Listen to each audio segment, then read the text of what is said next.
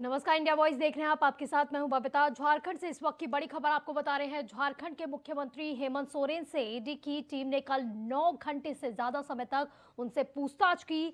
जानकारी के मुताबिक इस पूछताछ से ईडी के अधिकारियों ने मुख्यमंत्री हेमंत सोरेन से जानकारी मांगी कि आखिर राज्य में अवैध खनन किस तरीके से किया गया है और जो भी लोग ईडी की तरफ से पकड़े गए हैं उनसे हेमंत सोरेन का क्या संबंध है। तो इसके साथ साथ ईडी के पास पहले से जुटाए गए साक्ष्यों के बारे में भी अधिकारियों ने पूछताछ की है। हालांकि अधिकांश सवालों पर मुख्यमंत्री ने जानकारी नहीं होने की बात बताई है। इसके बाद रात 9 बजे मुख्यमंत्री को ईडी की टीम ने छोड़ दिया। तो हेमंत सोरेन की पत्नी कल्पना सोरेन रात 9 बजे ईडी दफ्तर पहुंची थी और हेमंत सोरेन वहां से उनके साथ ही वापस लौट आए थे। तो इधर राज्य के मोरहाबादी मैदान में जेएमएम के कार्यकर्ता जमे हुए हैं। साथ ही साथ यूपीए के विधायकों के साथ मुख्यमंत्री हेमंत सोरेन की बैठक भी आज होने वाली है, जिसमें आगे की रणनीतियों पर चर्चा हो सकती है। तो हेमंत सोरेन से ईडी ने कल पूछताछ की है। तो 17 तारीख का समय दिया गया था, उनको बुलाया गया था, समन भेजा गया था। इससे पहले भी समन जा चुका है, लेकिन मुख्यमंत्री हेमंत सोरेन ने कहा था कि कुछ पर्सनल रीजन की वजह से वो नहीं आ सकते हैं, जिसके बाद ईडी ने उन्हें दोबारा से समन भेजा था और 17 तारीख को बुलाया गया था। यानी कि कल उनसे पूछताछ हुई और कहा जा रहा है कि ये पूछताछ लगभग 9 घंटे तक चली थी। तो इसी पर ज्यादा जानकारी के लिए हमारे संवाददाता राकेश हमारे साथ जुड़ गए हैं। राकेश, क्योंकि कल ईडी ने कल जो है पूछताछ के लिए बुलाया था, उसके बाद कहा जा रहा है 9 घंटे तक पूछताछ की गई थी। कितने सवाल, क्या कुछ जवाब? देखिए बच्चा, जिस तरीके से मुख्यमंत्री को ईडी ने बुलाया उसके बाद से तमाम सवाल पहले से लग रहा था कि तय थे ईडी की तरफ से कि क्या कुछ पूछताछ की जानी है। उन्होंने जो अवैध रूप से राज्य में माइनिंग हुए हैं और उसको लेकर जिन लोगों की गिरफ्तारी हुई थी उनसे जो सुराग मिले थे, जो बातचीत के आधार पे बाकी चीजें मिली थी, उसी बारे में ज्यादातर पूछताछ की गई है। हालांकि जो अब तक खबरों में जो जानकारी आ रही है सूत्रों से, उसमें साफ तौर से कहा गया है कि मुख्यमंत्री ने तमाम चीजों से इनकार किया है। साथ साथ कई सवालों का जवाब उन्होंने नहीं दिया, इसकी जानकारी नहीं है। लेकिन कहीं ना कहीं कहा जा सकता है कि ईडी की टीम जब छापेमारी करती है या फिर तथ्यों के आधार पर किसी को पूछताछ के लिए बुलाती है, कुछ सुराग होते हैं, कुछ जानकारियां होती हैं और कुछ साक्ष्य होते हैं। तो इसी आधार पर मुख्यमंत्री से पूछताछ हुई है और इसके बाद से देर शाम मुख्यमंत्री को छोड़ा गया है। आज बात किया है तो कई गतिविधियां देखने को मिल सकती है। खास करके यूपीए के तमाम विधायक एकजुट होने को लेकर मुख्यमंत्री आवास में अब थोड़ी देर में बैठक करने वाले हैं और साथ साथ जेएमएम के जो कार्यकर्ता है वो राज्य भर से अब पहुंचे। जी राकेश, आपसे जानना चाहेंगे कि ईडी के वो कौन से सवाल थे जो जिसका जवाब नहीं दे पाए थे हेमंत सोरेन? देखिए, एक जो जानकारी आई थी, खास करके मुख्यमंत्री ने प्रेस कॉन्फ्रेंस किया था और उसके बाद से एक पत्र भी लिखा था ईडी को, जिसमें उन्होंने साफ तौर से कहा था कि 1000 करोड़ रुपए के जो माइंस घोटाले की चर्चा की जा रही है वो पूरी तरह से गलत है। और इसी के इर्द गिर्द के सवाल किए जा रहे थे, क्योंकि साहेबगंज में उनके विधायक प्रतिनिधि पंकज मिश्रा है और साथ साथ रवि केजरीवाल जो इनके पार्टी के पुराने कोषाध्यक्ष हुआ करते थे, उनके जो बयान ईडी के पास आए थे उसी को आधार से सारी चीजों को लेकर आगे बढ़ा गया था और उसी दौरान साक्ष्य लिए गए थे। तो सवाल में सबसे ज्यादा अगर सवाल की बात की जाए तो निश्चित तौर पे अवैध रूप से राज्य में जो माइनिंग चल रही थी और साथ साथ उसके एवज में किस तरीके से माल की ढुलाई होती थी, यानी कि पत्थर, बालू, गिट्टी, इस तरह की जो चीजें हैं खास करके राज्य में, उन सारी चीजों को किस तरीके से बांग्लादेश पहुंचाया जाता था या फिर बंगाल के रास्ते अन्य राज्यों में भेजा जाता था, इन सारी चीजों को लेकर सवाल खड़े किए गए थे और राजस्व का जो भारी नुकसान राज्य को हुआ है उस पर भी सवाल किए गए थे। हालांकि मुख्यमंत्री पूरे सवालों से बचते नजर आए हैं। तो ईडी की टीम अब फिर से एक बार तहकीकात करेगी कि आखिर जो तो सुराग क्या मिले हैं, क्या जो राकेश, साक्ष्य हैं। दोबारा से ईडी समन भेज सकती है, दोबारा से पूछताछ के लिए बुला सकती है हेमंत सोरेन को? देखिए, निश्चित तौर पे मुख्यमंत्री होने के नाते, खास करके मुख्यमंत्री रहते हुए ईडी की तरफ से पहली बार ऐसा हुआ है जब किसी मुख्यमंत्री से सीधे पूछताछ के लिए बुलाया गया है। लेकिन अभी भी कहा जा सकता है कि जो जवाब मिले हैं अगर उससे ईडी संतुष्ट होती है तो नहीं पूछताछ कर सकती है। लेकिन मुझे जो जानकारी मिल रही है कि बाकी चीजों पे भी गौर कर रही है कि अन्य जो चीजें मिली हैं उन उसके बाद से हो सकता है कि दूसरी बार या तीसरी बार कहा जा सकता है कि मुख्यमंत्री को बुलाया जा सकेगा और भी जानकारियां इकट्ठी करने की कोशिश जी, करेगी। क्योंकि राकेश, जो हेमंत सोरेन है, सीएम हेमंत सोरेन के पास क्योंकि उनके करीबियों के पास उनके हस्ताक्षर वाले चेक भी मिले थे, कितनी ज्यादा मुश्किलें उनकी बढ़ सकती है अब इसको लेकर भी? देखिए, निश्चित तौर पे मुख्यमंत्री होने के नाते जरूर थोड़ी कहीं न कहीं ईडी भी संयमित ढंग से काम कर रही है और जो साक्ष्य मिले हैं उसके आधार पर बातचीत कर रही है, पूछताछ करने की कोशिश कर रही है। तो कहीं न कहीं जब कुछ सुराग मिलेंगे, साक्ष्य मिलेंगे और प्रमाण अगर आ जाते हैं उनके पास, तो हो सकता है कि इसके आगे की कार्रवाई के लिए हो सकता है ईडी आगे बढ़ेगी जरूर, क्योंकि मुख्यमंत्री है तो एक कहीं न कहीं प्रोटोकॉल है, कुछ दायरे हैं ईडी के पास, उस दायरे को तोड़ना नहीं चाहेगी। तो उन सारी चीजों के लिए जो प्रक्रिया है उस पर जरूर गौर करेगी, बातचीत करेगी। इसके बाद हो सकता है जरूरत पड़ेगी तो मुख्यमंत्री से पूछताछ की जा सकेगी। तो राकेश, ईडी के दफ्तर के बाहर कैसी तस्वीरें देखने को मिली, क्योंकि क्या शांति से सारी चीजें निपटी है या फिर क्योंकि प्रदर्शन करने की बात भी कहीं ना कहीं सामने आ रही थी? देखिए, शुरुआती दौर में तो लग रहा था कि जेएमएम के कार्यकर्ता ईडी दफ्तर तक पहुंच जाएंगे, लेकिन जिस तरीके से प्रशासन ने मुस्तैदी से काम किया, 100 मीटर के दायरे में जहां ईडी का दफ्तर है वहां धारा 144 लगा दिया गया और इसके साथ साथ कहीं न कहीं सैप के जवान और सीआरपीएफ के जवान, दोनों की तैनाती वहां कर दी गई थी। तो किसी प्रकार से कोई गतिविधियां ना बढ़े, उस इलाके को कहीं न कहीं अशांत नहीं होने दिया जाए या किसी तरह का कोई प्रदर्शन नहीं हो, इसके लिए प्रशासन पूरी तरह से तैयारी करके रखा था। और ईडी भी कहीं न कहीं सुरक्षा को लेकर के पहले ही डीजीपी को पत्र लिखा था। उसमें साफ तौर पे कहा गया था कि कार्यालय की सुरक्षा जरूरी है, इसके लिए उन्हें पुलिस बल मुहैया कराई जाए और जैसे जैसे गतिविधियां होंगी उसके आधार पर सुरक्षा व्यवस्था को दुरुस्त किया जाए। बिल्कुल, क्योंकि तरफ से सारे काम किए। जी राकेश, क्योंकि 9 घंटे की ये पूछताछ चली थी और वहीं पर क्योंकि पत्नी कल्पना सोरेन जी भी पहुंच गई थी रात 9 बजे अपने मतलब अपने हस्बैंड को लेने के लिए। कल्पना सोरेन जी की तरफ से क्या कुछ कहा जा रहा है इस पर?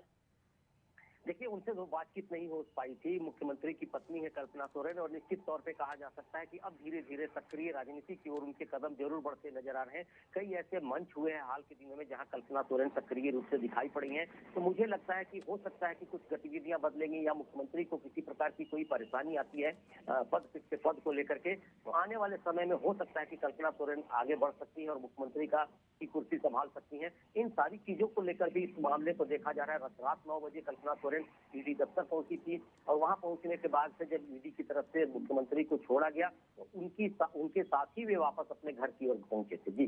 जी राकेश, क्योंकि ईडी के जब दफ्तर में पूछताछ के लिए बुलाया गया था उससे पहले भी बैठकों का दौर जारी था, अब भी बैठकों का दौर जारी, दोबारा से बैठक होने वाली है। यूपीए के विधायकों के साथ मुख्यमंत्री हेमंत सोरेन बैठक करने वाले, किस तरह से इन बैठकों को देखा जा रहा है? देखिए, राज्य में जो हालात है राजनीतिक, उसमें निश्चित तौर पे ये देखा जा रहा है कि अभी जिस तरीके से यूपीए के पास मेजोरिटी है और यूपीए में जिस तरीके से विधायक है, 48 विधायकों का कहीं न कहीं सपोर्ट है इनको और राज्य में 41 विधायक चाहिए सरकार बनाने के लिए। तो सरकार से तो कोई असर नहीं पड़ेगा, इसका दावा खासकर यूपीए के तमाम विधायक और गठबंधन दल के तमाम नेताओं ने किया है। इसी की रणनीति के तहत सारी चीजें चल रही है कि अगर किसी तरह की विशेष परिस्थिति आती है या मुख्यमंत्री की कुर्सी पर कोई आंच आती है, उसके बाद से क्या कुछ हो सकता है राज्य में, किस तरीके से सरकार चलाई जा सकती है और जो एकता है इनके बीच, यूपी में 3 दल शामिल है, खास करके उन तीनों दलों के बीच तालमेल कैसे हो सकता है, इन सारी चीजों को लेकर लगातार मंथन भी चल रहा है और आज भी हो सकता है कि इस पर कहीं न कहीं चर्चा होगी कि अगर विशेष परिस्थिति आती है तो किस तरीके से इसे संभाला जा सकता है, जिससे सरकार यहाँ अच्छे तरीके से वही सरकार काम कर पाए। जी चलिए, बहुत बहुत शुक्रिया राकेश आपका इन तमाम जानकारी के लिए। तो वही लखनऊ से इस वक्त की बड़ी खबर आपको बता रहे हैं, यजदान बिल्डर की बिल्डिंग को गिराने की अब तैयारियां चल रही है। तो लखनऊ से इस वक्त की बड़ी खबर आपको बता रहे हैं, यजदान बिल्डर की बिल्डिंग को आज गिराया जाएगा। तो एलडीए आज से शुरू कर सकता है ध्वस्तीकरण की कार्रवाई। तो कानूनी सलाह लेने के बाद आज से ध्वस्तीकरण की कार्रवाई को शुरू कर दिया जाएगा। तो वहीं हाईकोर्ट के पिछले आदेश पर एलडीए विधिक राय भी ले चुका है। तो बड़ी खबर इस वक्त की आपको बता रहे हैं लखनऊ से जुड़ी हुई, जहां पर यजदान बिल्डर की बिल्डिंग को गिराने की तैयारियां चल रही है। इससे पहले भी एक खबर आई थी, क्योंकि यजदान बिल्डर जो कहा जा रहा था कि प्लानिंग के तहत वो लोगों को वहां पर शिफ्ट करवा रहा है, तो इसके बाद जो है बिल्डिंग को खाली करा दिया गया था। तो पुलिस बल को वहां पर भेजा गया था, जिसके बाद पूरी बिल्डिंग को खाली कर दिया गया था। और अब खबर ये आ रही है कि ध्वस्तीकरण की अब कार्रवाई शुरू हो जाएगी। तो एलडीए आज से ध्वस्तीकरण की कार्रवाई शुरू कर देगा। तो कानूनी सलाह इससे पहले ली गई है और आज से ये ध्वस्तीकरण की कार्रवाई शुरू कर दी जाएगी।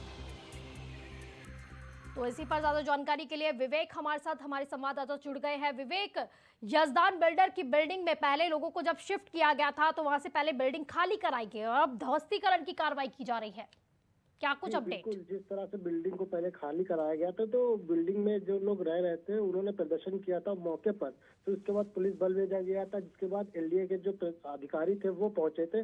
तो कहीं ना कहीं एलडीए के अधिकारी और पुलिस के जो आला अधिकारी थे वो पहुंचे थे, लोगों को समझाया था। उसके बाद ये मामला कोर्ट में गया, जिसके बाद आज सुबह एलडीए के विधि राय लिया था उन्होंने कि बिल्डिंग को किस तरह से ध्वस्तीकरण किया जाए, क्योंकि लगातार जो स्थानीय निवासी हैं बिल्डिंग के वो प्रदर्शन कर रहे हैं। कहीं ना कहीं गुस्सा है क्योंकि उनका पैसा लगा हुआ है। तो जो यादगार बिल्डिंग है, ये मामला काफी बड़ा एक तूल पकड़ता चला जा रहा है। तो इस पे लगातार कहीं ना कहीं जो स्थानीय निवासी उनका गुस्सा देखने को मिल रहा है। जी विवेक, क्योंकि कानूनी सलाह भी ली गई है, किस तरह की कानूनी सलाह ली गई है, इस पर थोड़ा जी बिल्कुल, बताइए। हाई कोर्ट में ये आदेश एलडीए ले रहा है कि विधि राय की किस तरह से, अगर जो बिल्डर्स है या लोगों का पैसा लगा हुआ है, जो बिल्डर्स अगर जो इनको एलडीए के नियमावली के अनुसार अगर वो बिल्डिंग का जो मानक है उसको भर देते हैं, या जिस तरह से अवैध प्रॉपर्टी पर बिल्डिंग तैयार की गई है, तो इन्हीं सब चीजों की राय ली जा रही है कि क्योंकि काफी गुस्सा है स्थानीय निवासी, क्योंकि उनका पैसा लगा हुआ है। कई तो ऐसे लोग हैं जो लंबे समय से वहां पर रह रहे थे, उनको खाली कराया गया एकाएक। जी, क्योंकि विवेक जिस तरह से आप तस्वीरों में देख सकते हैं 4 से 5 मंजिला ये इमारत नजर आ रही है और हाई राइज ये बिल्डिंग लग रही है, तो किस तरह से ध्वस्तीकरण की कार्रवाई की जाएगी? जी बिल्कुल, सुबह से जो एलडीए के आला अधिकारी है वो बिल्डिंग का पूरी तरह से निरीक्षण कर रहे हैं, और साथ ही हाईकोर्ट के जो विधि राय लिया है उसका इंतजार भी कर रहे हैं, क्योंकि जो क्रेन है वो यहाँ पर मौके पर मौजूद थी। एलडीए के जो अधिकारी थे वो मौजूद थे, पुलिस बल मौजूद था। तो कहीं ना कहीं ये आदेश का इंतजार किया जा रहा है, और साथ ही बिल्डिंग का पूरा निरीक्षण किया जा रहा है कि अगर बिल्डिंग का ध्वस्तीकरण किया जाता है तो किस एंगल से, क्योंकि अगल बगल लोगों के घर हैं, तो उनको भी देखते हुए बिल्डिंग के ऊपर ध्वस्तीकरण किया जाएगा। जी, क्योंकि इतनी बड़ी बिल्डिंग है, ध्वस्तीकरण होगा तो आसपास के लोग भी ज्यादा प्रभावित होंगे। क्या आसपास के फ्लैट्स वगैरह भी खाली कराए गए हैं, बिल्डिंग खाली कराई गई है? जी बिल्कुल, बिल्डिंग के ध्वस्तीकरण से पहले पुलिस बल ने सभी जो आसपास के निवासी उनको सूचित कर दिया है कि वो जब तक बिल्डिंग क्यों टूटेगी तो पॉल्यूशन होगा, बिल्डिंग टूटने पर जो बिल्डिंग का मलबा निकलेगा उससे भी कहीं ना कहीं नुकसान होगा। तो इससे पहले नगर निगम भी आसपास जल का छिड़काव कर चुका है कि धूल ना उड़ पाए, जिससे कि लोगों को नुकसान ना पहुंचे। तो इसको लेकर भी तैयारियां की जा रही तो है। इसके तहत क्या कुछ प्लानिंग की गई है विवेक? जी बिल्कुल, प्लानिंग देखने को मिलेगी, क्योंकि अभी आदेश का विधि राय का इंतजार कर रहे हैं। उसके बाद ही जो भी कार्रवाई होगी वो साफ तौर पर देखने को मिलेगी। क्योंकि कहा जा रहा है विवेक की एलडी आज से ही ध्वस्तीकरण की कार्रवाई शुरू कर देगा, इसको जी लेकर क्या बिल्कुल, कुछ अपडेशन है सुबह से आपके ही पास? एलडीए के जो आला अधिकारी है वो मौजूद हैं। वो पूरी बिल्डिंग का मुआयना कर रहे हैं कि अगर वो किस तरह से इसका ध्वस्तीकरण करते हैं, क्योंकि काफी मंजिला इमारत बिल्डिंग है ये। जी चलिए, बहुत बहुत शुक्रिया विवेक आपका इन तमाम जानकारी के लिए।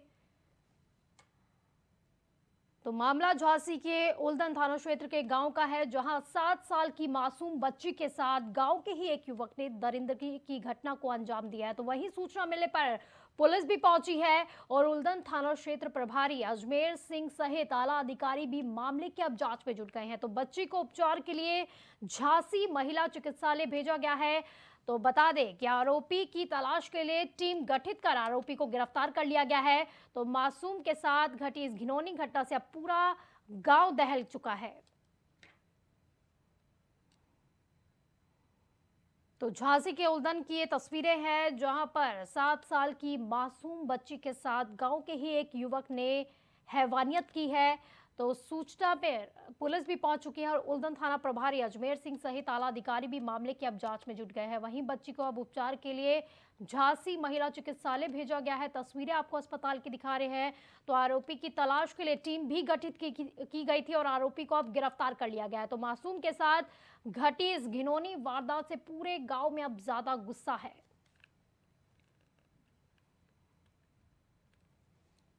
तो झांसी से आपको ये तस्वीरें दिखा रहे हैं, जहां पर 7 साल की मासूम बच्ची के साथ दरिंदगी हुई है। तो गांव के ही एक युवक ने इस वारदात को अंजाम दिया है।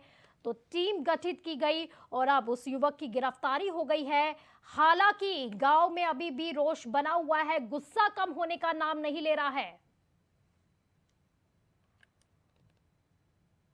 तो बच्ची को झांसी के ही महिला चिकित्सालय में भेजा गया है। तो वहां पर वो उसका इलाज चल रहा है। तो आरोपी की गिरफ्तारी हो चुकी है, पूछताछ चल रही है। तो वहीं अब आला अधिकारी अब आगे की जांच में जुट गए हैं।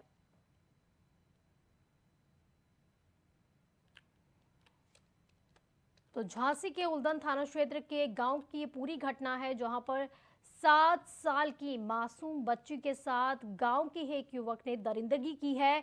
तो वहीं सूचना मिलने पर पुलिस भी पहुंची। उल्दन थाना प्रभारी और अजमेर सिंह सहित आला अधिकारी अब मामले की जांच में जुट गए हैं। तो इसी पर ज्यादा जानकारी के लिए हमारे संवाददाता अतुल हमारे साथ जुड़ गए हैं।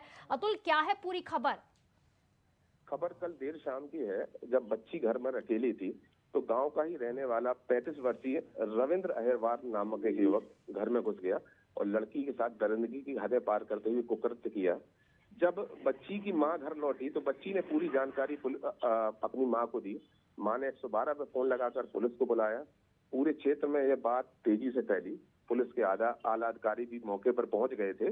उसके बाद टीमें गठित गई और पुलिस ने कामयाबी अपनी दर्शाई और 2-3 घंटे के अंदर उस युवक को गिरफ्तार भी कर लिया गया है। जी अतुल, जब आरोपी घर में घुसा, जिस तरह से आप जानकारी दे रहे हैं, 35 साल का ये आदमी था, जब भी घर में घुसा घर में कोई नहीं था उस समय? घर में उस समय कोई नहीं था, सब अपने निजी काम से बाहर गए हुए थे। ग्रामीण क्षेत्र है, खेत में और बाकी कामों से अधिकतर घर के बाहर रहते हैं देर शाम तक लोग। तो आसपास के लोगों को भी चिल्लाने की कोई आवाज नहीं सुनाई दी? नहीं, आसपास ग्रामीण क्षेत्र तो घर थोड़ा दूर दूर बने हुए थे, तो शायद वो आवाज बाहर तक ना पहुंची हो। और बच्ची चूंकि छोटी थी और युवक 35 वर्षीय था, तो ये संभव शायद ना हो पाया हो कि आवाज बाहर गई हो। जी, क्योंकि बच्ची का इलाज झांसी महिला चिकित्सालय में चल रहा। अभी कैसी हालत बताई जा रही है बच्ची की? अभी उसकी हालत ठीक है, कोई गंभीर नहीं है, इलाज उसका भी चल रहा है। तो कहा जा रहा है आरोपी को गिरफ्तार भी कर लिया गया है। पूछताछ में क्या कुछ सामने आया अभी तक? जी, पूछताछ में उसने अपना जुर्म कबूल लिया है और उसने बताया है कि ये घटना जो हुई है ये उसी ने की है। जी, क्योंकि गांव वालों में काफी ज्यादा रोष है। किस तरह के गांव से अगर तस्वीरें देखे पूछी जाए तो किस तरह की तस्वीरें सामने आ रही है वहां से भी? क्षेत्रों में जब ऐसी घटना होती है तो बहुत ज्यादा जनता में आक्रोश होता है। इस आक्रोश को देखते हुए आसपास के थाना का भारी पुलिस बल, लगभग 200-250 की संख्या में पुलिस बल वहां लगाया गया है। कई बार ऐसा होता है जब आरोपी पकड़ा जाता है तो गांव वाले घेर कर कभी कभी ऐसे घटना को अंजाम दे देते हैं कि वो माहौल ही थोड़ा बदल जाता है। यहाँ थोड़ा भय का माहौल है, लेकिन पुलिस बल काफी पर्याप्त मात्रा में है। अधिकारी लगातार मामले की जानकारी ले रहे हैं। क्षेत्र में सुरक्षा की दृष्टि से, हर दृष्टि से पुलिस लगातार काम कर रही है। तो अतुल, क्योंकि आरोपी जो पकड़ा गया है उसके बारे में क्या पहले भी ऐसी शिकायतें आई हैं सामने? पुलिस का इस पर क्या कुछ कहना है? सामने नहीं आई, बस ये बताया गया है कि युवक शराब पीता था। इसके अलावा कोई उसके ऊपर मामला दर्ज नहीं था। चलिए, बहुत बहुत शुक्रिया आपका इन तमाम जानकारी के लिए।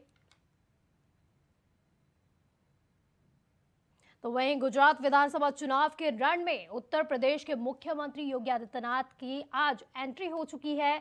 तो प्रधानमंत्री नरेंद्र मोदी के गृह राज्य गुजरात की 182 विधानसभा सीटों के लिए 2 चरणों 1 और 5 दिसंबर में मतदान होना है। तो नतीजे 8 दिसंबर को हाल ही में संपन्न हुए हिमाचल विधानसभा चुनाव के साथ ही आने वाले हैं। तो वहीं योगी आदित्यनाथ की एंट्री के साथ ही गुजरात चुनाव में बुलडोजर की भी एंट्री हो चुकी है। तो आज मुख्यमंत्री योगी आदित्यनाथ गोडादरा इलाके में एक जनसभा को भी संबोधित करने वाले हैं। तो वहीं इसी के साथ ही आज बीजेपी कार्यकर्ता यूपी की तर्ज पर बुलडोजर का सहारा लेकर यहां भी चुनाव प्रचार कर रहे हैं। तो तस्वीर आपको दिखा रहे हैं सूरत की, जहां पर सीएम योगी आदित्यनाथ पहुंचने वाले हैं। तो वहीं पर बुलडोजर की एंट्री भी हो चुकी है। तो बुलडोजर के जरिए जो है अब चुनाव प्रचार किया जा रहा है। तो आज सीएम योगी आदित्यनाथ जो है जनसभा को भी संबोधित करने वाले हैं। तो साथ ही साथ आप देख सकते हैं तस्वीरों में किस तरह से बुलडोजर के जरिए जो है वो चुनाव प्रचार किया जा रहा है। तो आज मुख्यमंत्री योगी आदित्यनाथ गोडादरा इलाके में एक जनसभा को संबोधित करने वाले हैं। कई रैलियां हैं आज उनकी, 3 रैलियां आज निकाली जाएगी।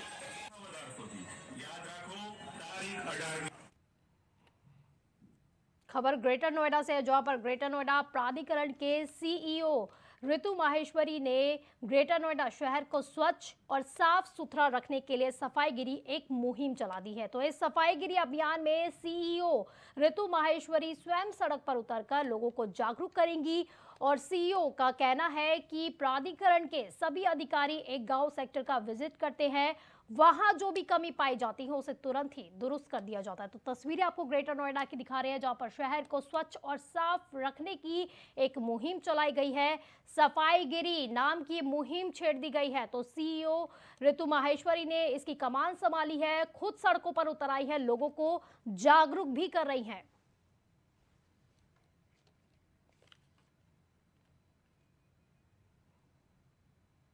तो देख सकते हैं तस्वीरों में किस तरह से ऋतु माहेश्वरी ने खुद ही इसकी कमान संभाली है। सफाईगिरी करके एक मुहिम छेड़ दी गई है ताकि ग्रेटर नोएडा को स्वच्छ और साफ बनाया जा सके। लोगों को जोड़ा जा रहा है, अधिकारियों से कहा जा रहा है किसी भी तरह की गांव-गांव जाओ, विजिट कीजिए और किसी भी तरह की अगर कमी पाई जाती है तो तुरंत उसे दुरुस्त कीजिए।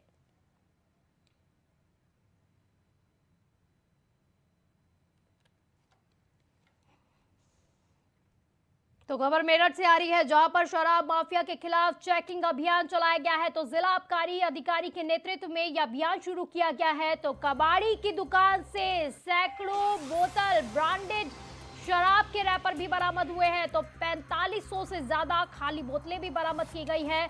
तो वहीं निकाय चुनाव में नकली शराब बेचने की तैयारी की जा रही थी। तो पूछताछ में पता चला है कि जो निकाय चुनाव होने वाले हैं उसमें ये नकली शराब बेचनी थी, उसी की तैयारी में चल रहे थे। तो आबकारी विभाग ने बड़ी कार्रवाई की है। तो मौके से एक आरोपी को भी गिरफ्तार कर लिया गया है। तो मेरठ के थाना सदर के सर्कुलर रोड का ये पूरा मामला बताया जा रहा है।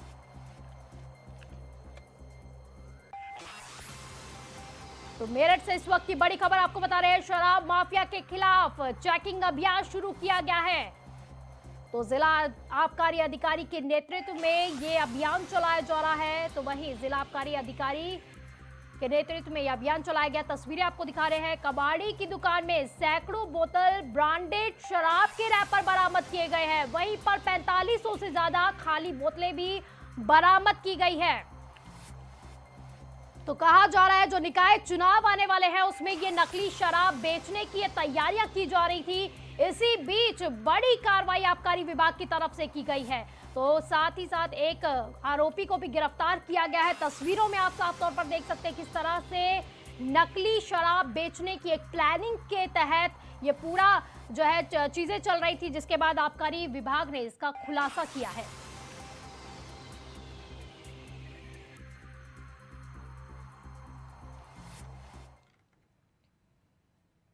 तो वहीं अलीगढ़ इगलास क्षेत्र के तोछीगढ़ पर नियुक्त लेखपाल भगवान सिंह का रिश्वत लेते सोशल मीडिया पर एक वीडियो वायरल हुआ है। तो वीडियो में राजस्व के कागज लेने के बदले लेखपाल रिश्वत लेते हुए दिखाई दे रहा है। दिल में सरदार बा, पहले बार जनता हमारे मोदी जी के लिए, हमारे मोदी जी क्या सोचते हैं यशस्वी प्रधानमंत्री जी, पहले बार जनता ना ही परिवार बा, कमल के भोजपुरी निशान रैप बा। सॉन्ग गुजरात मां मोदी छे रिलीज हो गया है। तो रवि किशन का ये गाना गुजरात चुनाव के दौरान बीजेपी के प्रचार कैंपेन में शामिल किया जाएगा। तो ये Bhojpuri rap song Gujarati Bhojpuri mix है। तो इस गाने में पीएम मोदी की ईमानदारी और भाई भतीजावाद के साथ भ्रष्टाचार के खिलाफ उनकी नीति को दर्शाया गया। तो इस गीत में गुजरात के विकास, महात्मा गांधी और सरदार पटेल के गुजरात और सोमनाथ और द्वारिका जैसे धार्मिक स्थल का जिक्र है।